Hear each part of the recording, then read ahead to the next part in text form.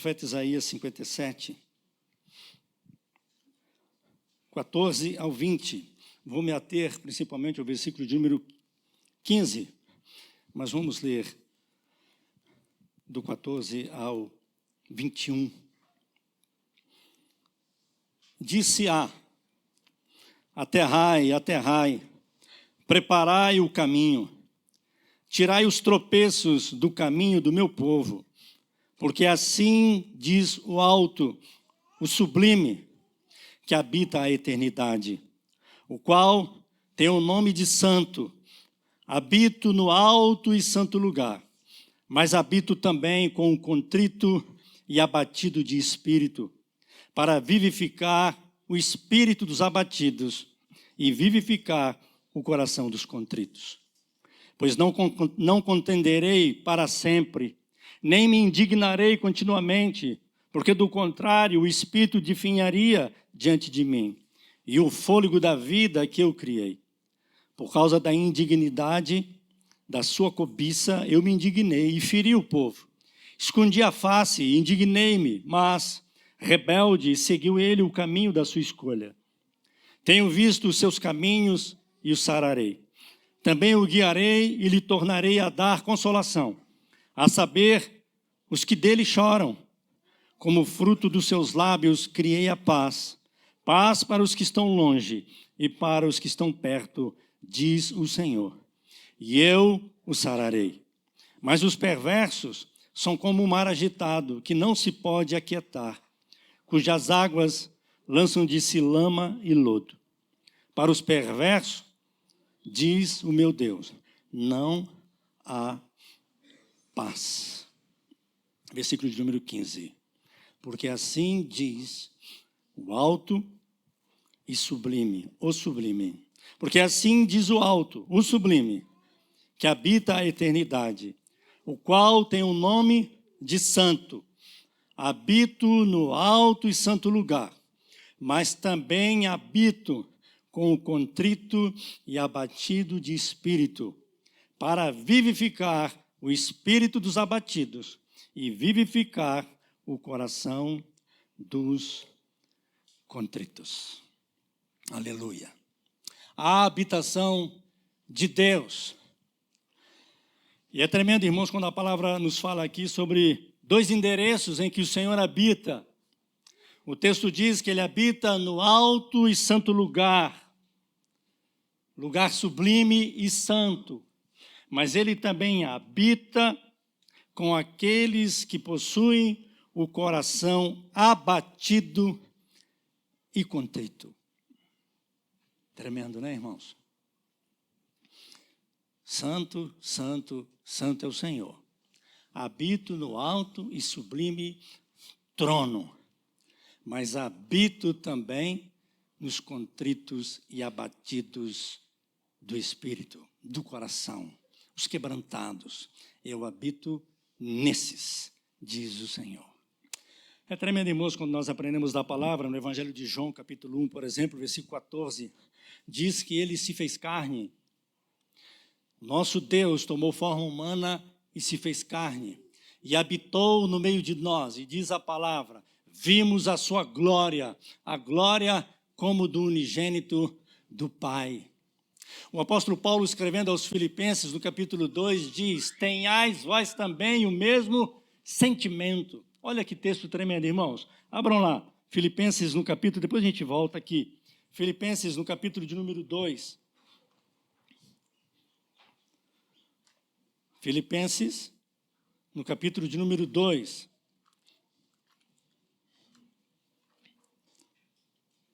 Aí, Filipenses difícil aqui.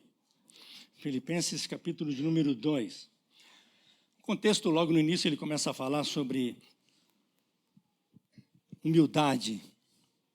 E aí no versículo 5 diz assim, tende em vós o mesmo sentimento que houve também em Cristo Jesus.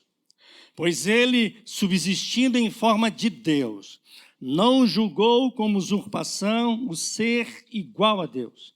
Antes, a si mesmo se esvaziou, assumindo a forma de servo, tornando-se em semelhança de homens, e reconhecido em figura humana, a si mesmo se humilhou, tornando-se obediente até a morte e morte de cruz. Pelo que também Deus o exaltou sobremaneira, ele deu o nome que está acima de todo nome, para que ao nome de Jesus se dobre todo o joelho nos céus, na terra e debaixo da terra, e toda língua confesse que Jesus Cristo é Senhor. Irmãos, o nosso Deus, soberano, Criador, Todo-Poderoso, Deus das nossas vidas, Deus que nos fez, que nos criou, Ele se humilhou, diz a palavra. Ele se humilhou, tomando forma humana, habitou no meio de nós. Veio como homem, foi humilhado. Ele se humilhou. E a palavra diz, o apóstolo Paulo, que nós devemos fazer o mesmo. E eu quero chamar a sua atenção, quando lemos o capítulo 57 de Isaías, quando a palavra fala do nosso Deus, desse Deus todo-poderoso, soberano, altíssimo, que Ele habita no céu, aonde os anjos, né, clamam de noite, santo, santo, santo, santo, santo, santo, santo é o Senhor. Onde o próprio serafim se acha indigno de tirar dos seus olhos as asas. Tamanha grandeza do Senhor. João, quando tem a visão, ele não consegue descrever Deus. Ele começa a falar daquilo que ele conhece, das pedras preciosas, do jaspe, do sardônio. Ele começa a falar da glória que ele viu, porque é um Deus indescritível, santo, poderoso, tremendo. Aquele que nós não podemos nem olhar, é por isso que ele tomou forma humana, para se revelar a nós. Deus homem que habitou entre nós. Mas há um convite aqui, irmãos, porque é desejo do Senhor habitar no meio do seu povo, de estar em nós, de habitar em nós, diz a palavra. E por isso ele diz que habita nesse alto e santo lugar, mas habita também com o contrito e abatido de espírito. A palavra de Deus no livro do Evangelho, Mateus capítulo 5, diz que Deus reside. Ele reside com os humildes, com os pobres de espírito. Pobre de espírito aqui, irmãos, é aquele que reconhece que é fraco, que é miserável, que é pó, que é cinza, que é totalmente dependente de Deus, da sua graça, reconhece a sua miserabilidade, sabe da onde veio, quem nós somos. Davi declara isso e nós lemos aqui no Salmo 51. Em pecado concebeu minha mãe. Nós vemos esses anjinhos no nosso meio, já falei isso outro dia, né? Esses bebezinhos lindos, que os vovôs que tem por aí, tudo baba, não é? Mas que são pecadores, inocentes ainda da consciência. Mas a Bíblia diz que todos pecaram. Todos pecaram. E aí você olha por esses bebês, né? Nossa, que anjinho. E nós queremos que são do Senhor. Mas aprendemos também que um dia precisará confessar Jesus como Senhor e Salvador de suas vidas. E para confessar Jesus como Senhor e Salvador de suas vidas, já começa com humilhação. Não é reconhecendo que é pecador, reconhecendo que é miserável, sabe que é pecador, que é miserável e imerecedor. E a palavra diz, irmãos, que nós precisamos nos apresentar diante desse Deus que é santo, que habita nesse alto e sublime trono, em contrição, quebrantados, como aqueles que realmente foram esmagados, feitos em pedaço, o coração quebrantado, e uma total rendição à vontade de Deus. Significa, irmãos, abrir mão da nossa autoconfiança, de acharmos que podemos alguma coisa, que somos capazes de alguma coisa. Precisamos fugir disso, irmãos, da independência de Deus. Nós somos totalmente dependentes de Deus. Só um ímpio Só o incrédulo, só aquele que ainda não conhece o Senhor é capaz de dizer que pode viver por sua própria conta. Mas é porque é ignorante e não sabe o que está falando. Mas para todo aquele, irmãos, que nasceu de novo, não há possibilidade alguma de viver neste mundo e dizer que não depende do Senhor. E a palavra de Deus nos convida, irmãos, a reconhecermos isso.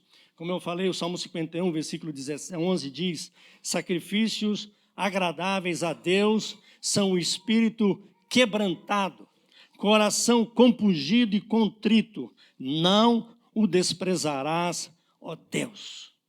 É o reconhecimento, irmãos, desta total dependência e fraqueza, limitação. Somos pecadores. Eu tenho dito aqui, irmãos, muitas vezes pecamos prestando culto. E quantas vezes corremos o risco de prestarmos um culto que Deus não recebe, que Deus não aceita, porque o seu coração pode estar longe do Senhor. Você pode estar religiosamente, muitas vezes, se colocando diante do Senhor. Quem sabe até com sacrifício, quem sabe até com louvor e com belas palavras, mas o coração está longe. O Senhor muitas vezes repreendeu o seu povo, o próprio Senhor Jesus também, aqueles que muitas vezes estavam longe do Senhor. Eram tremendamente religiosos e apresentavam isso e não tinha como alguém, quem sabe, humanamente falando, com os próprios olhos, dizer que não. Mas aprendemos na palavra que Deus vê o coração. O Senhor olha o profundo da nossa alma. O Salmo de número 34, no versículo 18, diz: perto está o Senhor dos que têm o coração quebrantado e salva os de espírito oprimido. Lutero, ele disse que Deus cria a partir do nada. Portanto, ele somente pode fazer algo de nós, ou em nós, ou através de nós, quando nós não formos nada diante dele. Reconhecermos que, de fato, nós não somos nada. Isaías 66, se você folhear um pouquinho, no último capítulo do profeta Isaías, no versículo 1 e 2, a palavra diz assim: assim diz o Senhor, o céu é o meu trono, e a terra o estrado dos meus pés. Que casa me edificareis vós? E qual é o lugar do meu repouso? Porque a minha mão fez todas estas coisas, e todas vieram a existir, diz o Senhor. Mas o homem para quem olharei é este, o aflito e abatido de espírito, e que treme da minha palavra. Irmãos, é tremendo, né? A gente olha para o nosso mundo e a gente vê o número de habitantes que nele há, que eu não sei dizer quantos são. Tem hora que eu me espanto, porque diante desta multidão, Deus olha individualmente cada um de nós. As Escrituras chegam a dizer que Ele conhece toda a nossa vida, fio dos nossos cabelos, as nossas células. Foi Ele que nos teceu, que nos formou lá no ventre da nossa mãe. Conhece quando a gente estava sendo costurado, diz o salmista, entretecido, formado no ventre da nossa mãe. Quando os nossos ossos estavam ainda sendo formados, Ele já conhecia. E é tremendo, irmãos, quando Deus fala individualmente aqui, irmãos. Quando Ele sonda, esquadrinha e conhece o nosso coração. Aqueles que estão abatidos, contritos e quebrantados. Eu preguei aqui na quinta-feira, estudando com os irmãos, e eu falava sobre a igreja vai bem. Não sei quantos assistiram depois, tinha um grupo até bom aqui. E eu perguntei para a igreja, nos 27 anos de comemoração, que nós estávamos no mês de abril, estamos comemorando, né, o ano todo. Mas eu perguntei, e aí, irmãos, a igreja Casa de Pedra vai bem? Vai bem. Mas eu perguntei, e a igreja vai mal? Vai mal. Ela vai bem. mas ela pode não estar indo muito bem, porque a igreja ela não é perfeita totalmente. O Senhor é perfeito e a igreja é dele. Eu falava sobre isso. Ele é o dono da vinha, ele é o dono da igreja, ele é o Senhor da igreja, ele cuida da sua igreja de dia, de noite, todo o tempo e todo o momento. Ele conhece e ele vela pela sua igreja. Mas essa igreja, ela tem suas falhas e suas fraquezas, porque ela é composta de pessoas. Homens e mulheres, líderes, nós que somos falhos e somos fracos. E muitas vezes pecamos. Por isso que ela vai bem e ela pode não estar indo muito bem. E eu falava sobre o texto do capítulo 5, que fala lá que na igreja de Tessalônica, começando o capítulo 1, e também se você ver na segunda carta também, todas as duas, Paulo, ele exalta, ele se alegra, ele glorifica a Deus, como a igreja de Tessalônica caminhava e ia bem. Mas no capítulo 5 há um momento que não ia muito bem, porque ele diz assim: há aqueles que são insubmissos, há aqueles que estão abatidos da alma e aqueles que são fracos. E eu falava com os irmãos aqui na quinta-feira que quando esta expressão insubmisso, Paulo está tratando principalmente sobre aqueles que não queriam mais trabalhar, por duas situações. Uma delas, porque estava muita gente morrendo, eles não sabiam muito lidar com a questão da morte. Paulo trata muito em suas epístolas sobre a morte dos crentes e a morte de Jesus e a sua ressurreição. O livro de Tessalônica trata sobre essa questão da ressurreição de Cristo e a nossa ressurreição e a certeza da volta de Cristo. Então havia alguns que até não queriam mais nem trabalhar, pelo fato de muitos estarem morrendo, e eles desanimaram, entristeceram, mas também havia o sentido de que alguns não queriam mais trabalhar, porque se pregava que Jesus está voltando. Logo, Jesus está vindo. E aí muitos cristãos pensavam assim: para que eu vou lutar tanto, sofrer tanto, trabalhar tanto, fazer tanto, se Jesus está voltando? E tem alguns que não queriam trabalhar. Aí Paulo tem que exortar nesse sentido, sobre essa insubmissão, é o sentido de que há a possibilidade, sim, de que poderia haver os insubordinados, os rebeldes, os desobedientes. Mas o insubmisso também significa o descompassado, o fora de compasso, o fora de contexto. É o irmão ou a irmã que, às vezes, não por maldade, por infantilidade espiritual ou por falta de conhecimento, ele anda fora do compasso. Foi isso que eu falei na quinta-feira. Porque às vezes a igreja está andando assim e o ensino para a igreja é esse, mas tem alguns que o ensino eles querem outro. A igreja está caminhando aqui e alguns estão querendo caminhar aqui. E às vezes ele não se apercebeu ainda que ele está fora do ritmo, fora do compasso. Ele não está caminhando junto.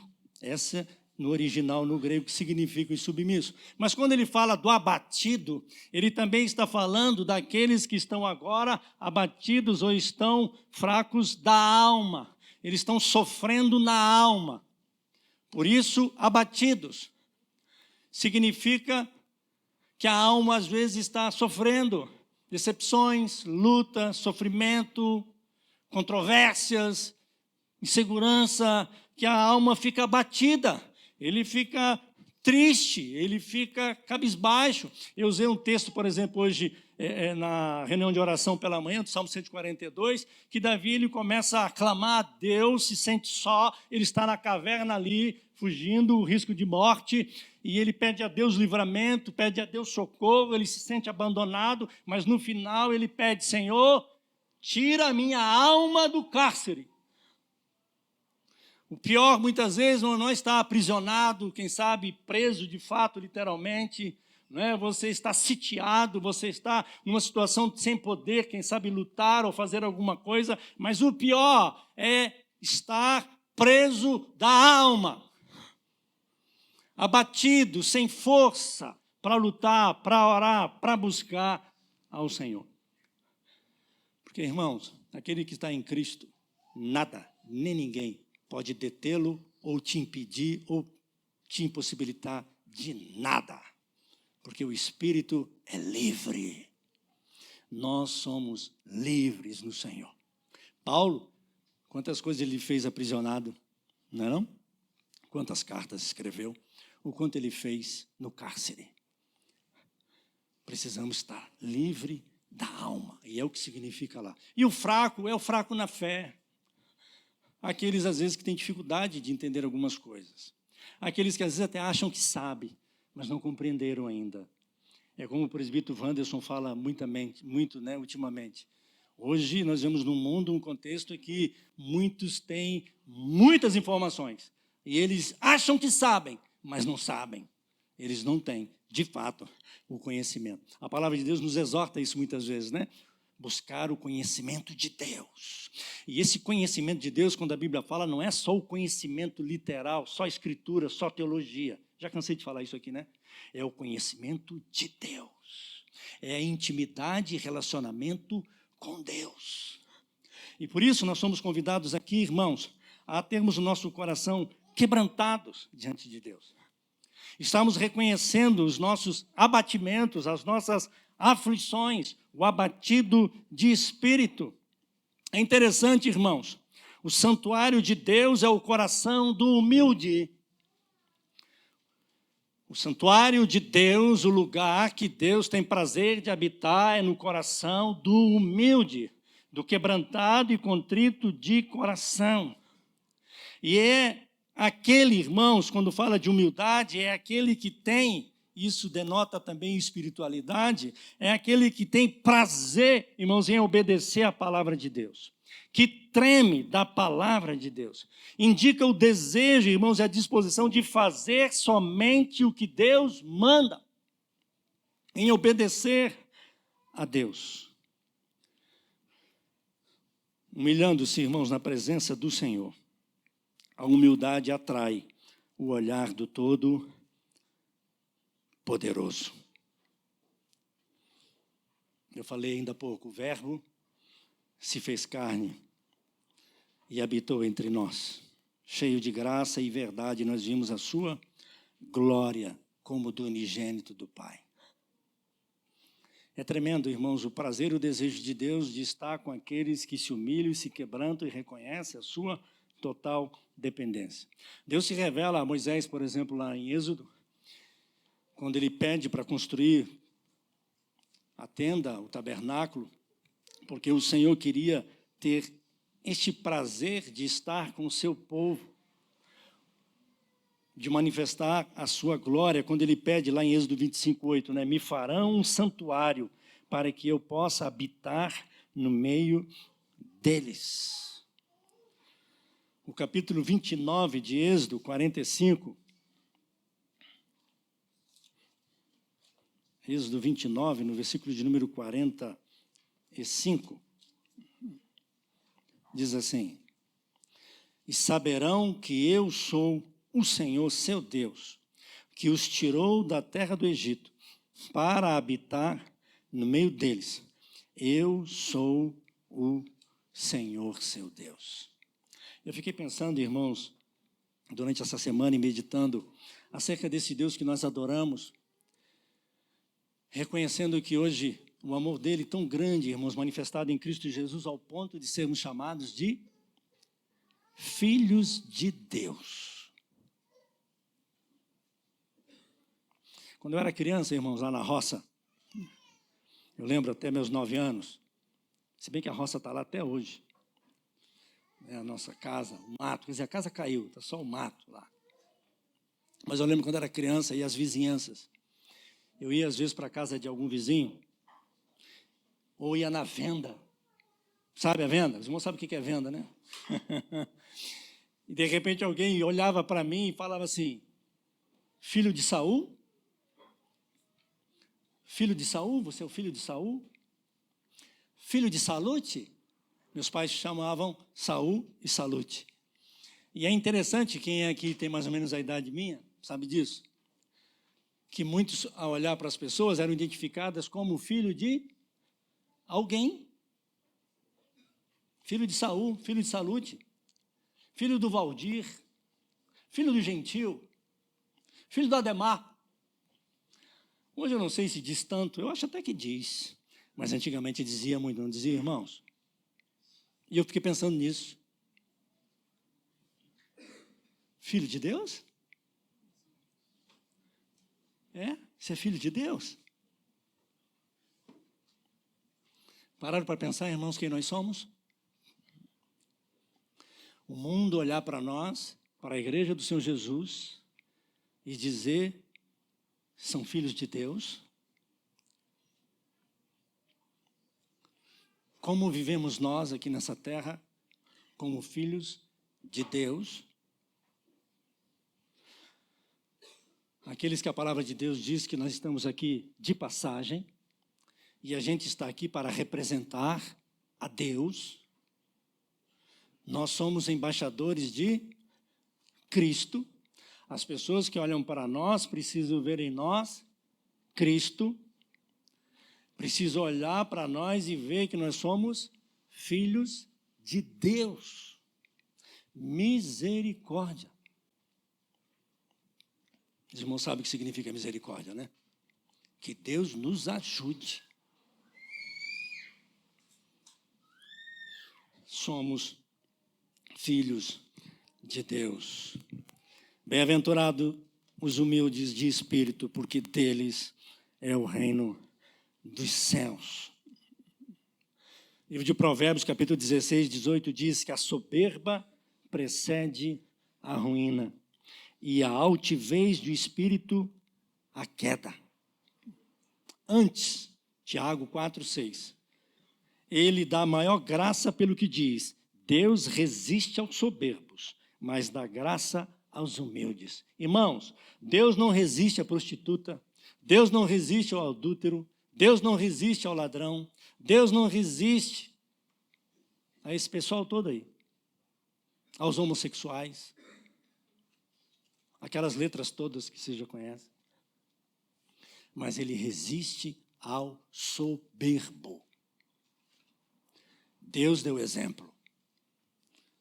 O Senhor Jesus se humilhou, tomou forma de homem e foi até a cruz. Quando falavam mal dele, quando mentiam contra ele, quando se levantaram contra ele, nenhum momento ele revidou. Mas ele era como aquele que confiava e esperava no seu Pai. Somos filhos de Deus, irmãos, comprados por preço de sangue. Eu acho tão tremendo que quando a gente fala de humildade, de espiritualidade e de servo, essas três qualidades que principalmente, eu vou pregar qualquer dia desses, não sei se eu já preguei, mas prego de novo, sobre esse homem de Deus tremendo, que é Davi. São três qualidades que o Senhor encontra na vida de Davi. Os irmãos sabem da história. Quem olhasse para Davi, ninguém esperava nada daquele moleque. Talvez de 15 a 16, 17 anos, foi quando ele mata o Golias. Ele foi um filho esquecido lá no meio do rebanho. Mas a palavra diz que quando Deus procura um rei para Israel, ele tira do rediz das ovelhas. Porque ele viu em Davi humildade, espiritualidade e um servo. Foi essas as qualidades que ele viu em Davi. Deus, quando procura-nos, ou procura na terra alguém que faça a sua vontade e o agrade, ele não procura títulos, formação, tantas coisas que os homens cobram ou exigem, mas ele procura humildade, espiritualidade e aquele que é servo. E a gente encontra isso em Davi.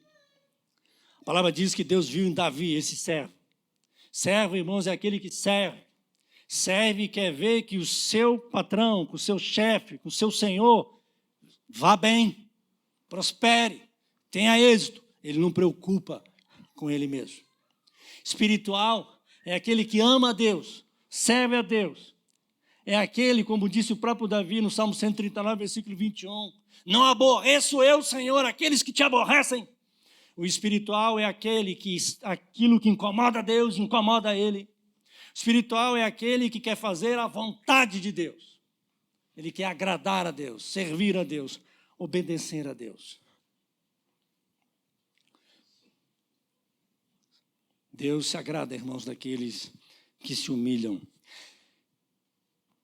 E antes que os irmãos pensem ou queiram responder, deixa eu falar, meu irmão, minha irmã, nunca queira responder essa pergunta para alguém se alguém te perguntar. Porque se você responder positivamente, você não é humilde. Aquele que diz que é humilde, ele já disse, ele não é. Porque o humilde, ele não diz que ele é humilde, ele é humilde.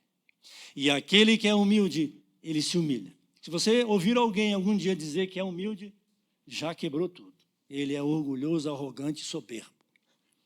Porque ele pode até achar que ele é humilde, mas ele não é. O humilde, ele não diz que é humilde. Ele é humilde e ele vive assim. Ele reconhece a sua miserabilidade, sua dependência, sua carência, sua fraqueza, seus pecados e a sua total dependência do Senhor.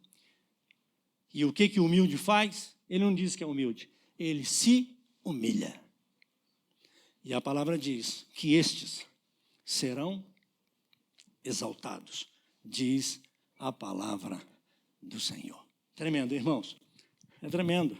O apóstolo Paulo, quando escreve a sua carta aos Coríntios, ele fala, quando Deus escolheu aqueles que iam servir, ele não escolheu os sábios, entendidos, capacitados, cheios de coisa. Ele escolheu os fracos, os nadas, os humildes, aqueles que nada podiam, para justamente envergonhar os sábios. Deus escolheu os pequenos.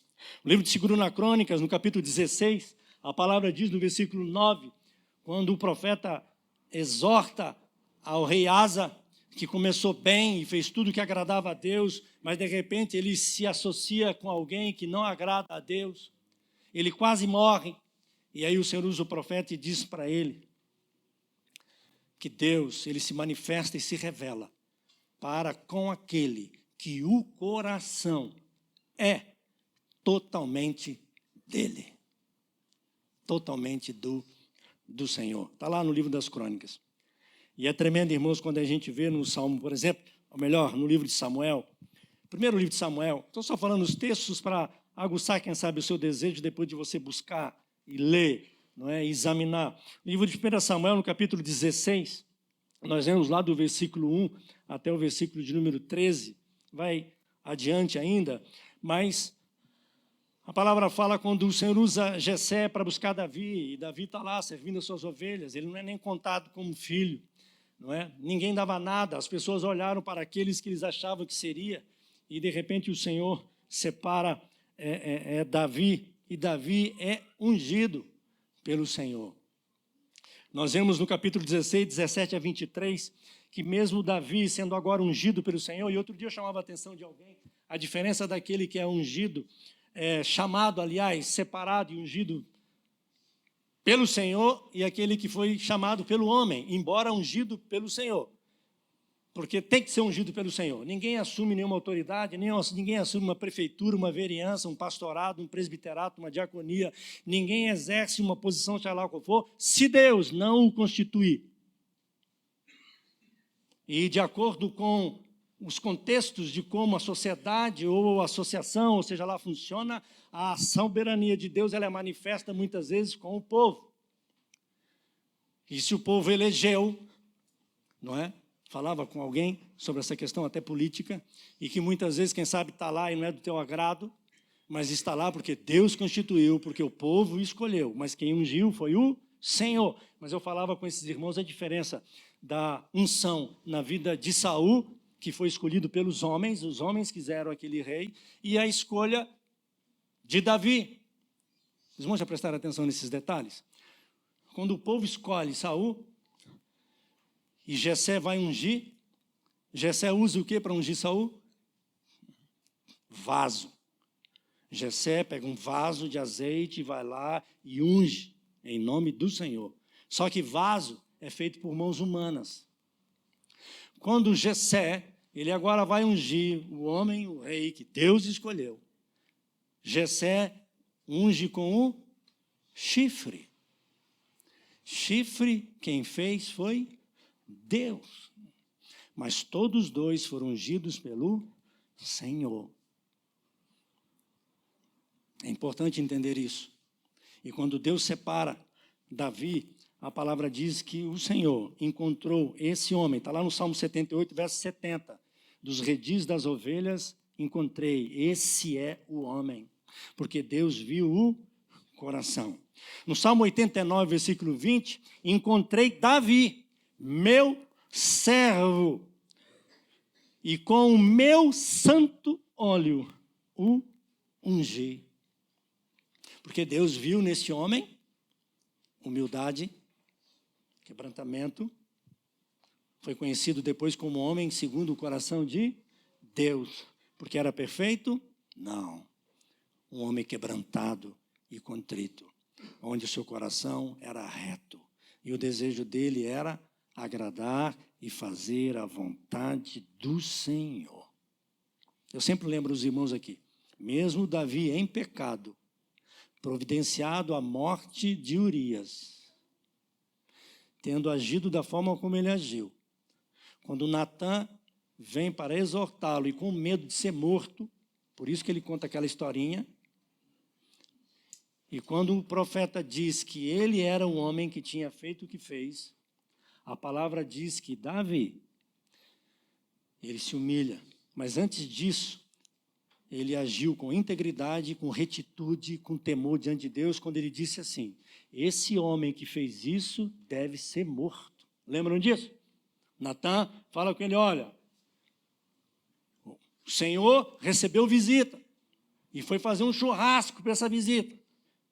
Só que em vez de pegar um animal, lá, gado do meio do pasto, ele pegou o único, cevado ainda, do empregado. Com tanto boi para sacrificar, pegou o do empregado. O que Davi falou? Sendo um homem íntegro, reto, humilde e servo, esse homem deveria ser morto. E Natã fala, você é o homem. E aí Davi se humilha diante do Senhor, se quebranta. Por isso que ele tinha um coração segundo o coração de Deus. Um coração humilde, quebrantado, que reconhecia os seus pecados, fraquezas, falhas, mas o seu desejo era servir e amar ao Senhor. Irmãos, que possamos buscar isso do Senhor. Senhor, quebranta nosso coração. Faz-nos humilde diante do Senhor. Faz-nos servo diante do Senhor. Que privilégio, irmãos. Temos o Senhor habitando em nós, em nosso meio, nas nossas vidas. Um Deus que nos comprou com o seu sangue.